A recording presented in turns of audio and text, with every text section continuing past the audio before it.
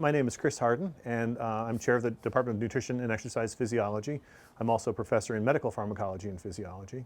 I got my bachelor's degree in biology at Cornell University in Ithaca, New York, my master's in physiology at the University of Rochester School of Medicine, and my PhD in physiology and biophysics at the University of Cincinnati School of Medicine. And I did my postdoctoral training at the University of Washington in Seattle in nuclear magnetic resonance, spectroscopy, and cell metabolism. My research program has focused on utilizing carbon-13 nuclear magnetic resonance spectroscopy to make measures of cell metabolism, organization and regulation of metabolism in smooth muscle cells, the cells that line the arteries of people. And what we found is that the organization and regulation of metabolism that works in healthy smooth muscle positions it to have a very unhealthy response under conditions of high blood glucose or dyslipidemia in people, really making that tissue susceptible to damage by glucose and high lipids, resulting in atherosclerosis. And so the more we understand about the very peculiar regulation of metabolism in this tissue, the more we'll understand how to intervene in those high-risk individuals that try to prevent atherosclerosis. And so, although I've been working on that for a long time, a lot of my recent focus has been on becoming a department administrator and running the Department of Nutrition and Exercise Physiology.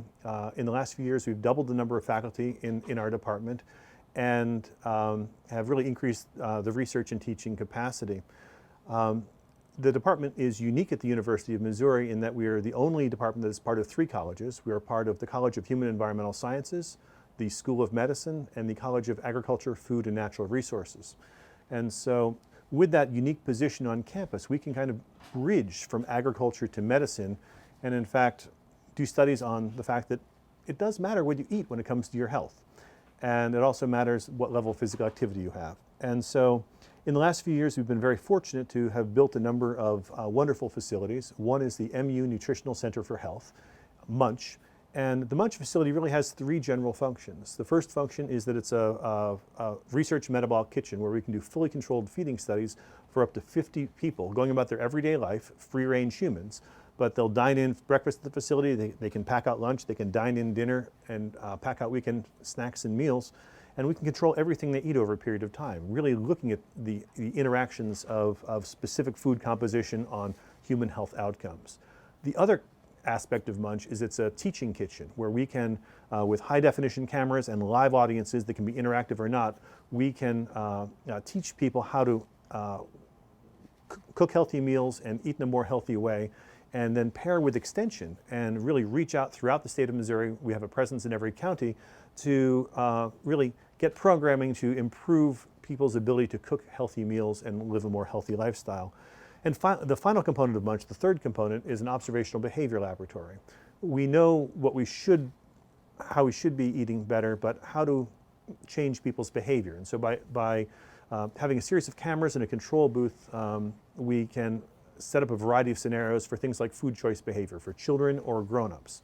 And in fact, just down the hall is the Campus Child Development Laboratory. And many of those children from 8 weeks old up to preschool will be involved in some of this observational research. They'll get the honorary title of Munchkins if they participate. And so we hope to address issues of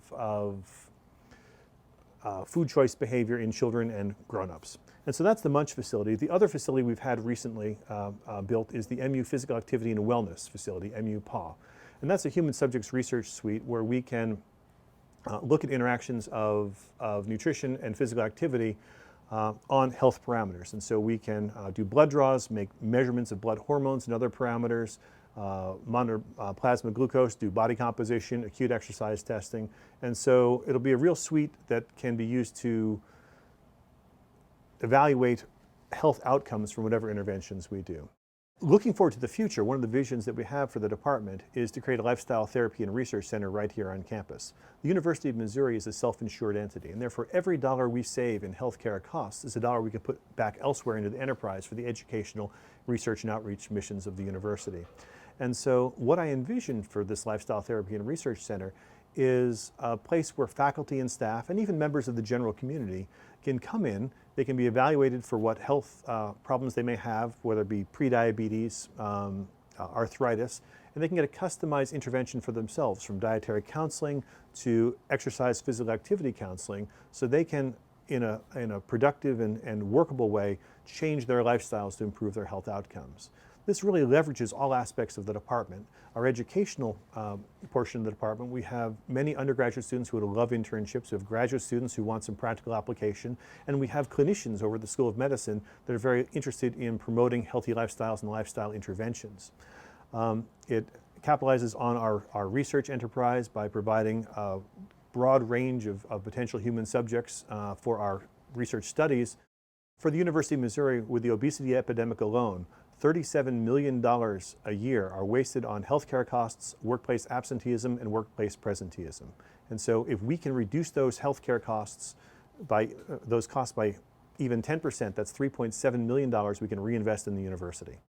Really, I view this Lifestyle Therapy and Research Center as a win-win-win situation for all aspects of the department and to improve the scholarly activity, the teaching, and the financial well-being of the university. And so we really look forward to trying to build this facility when we can in the future.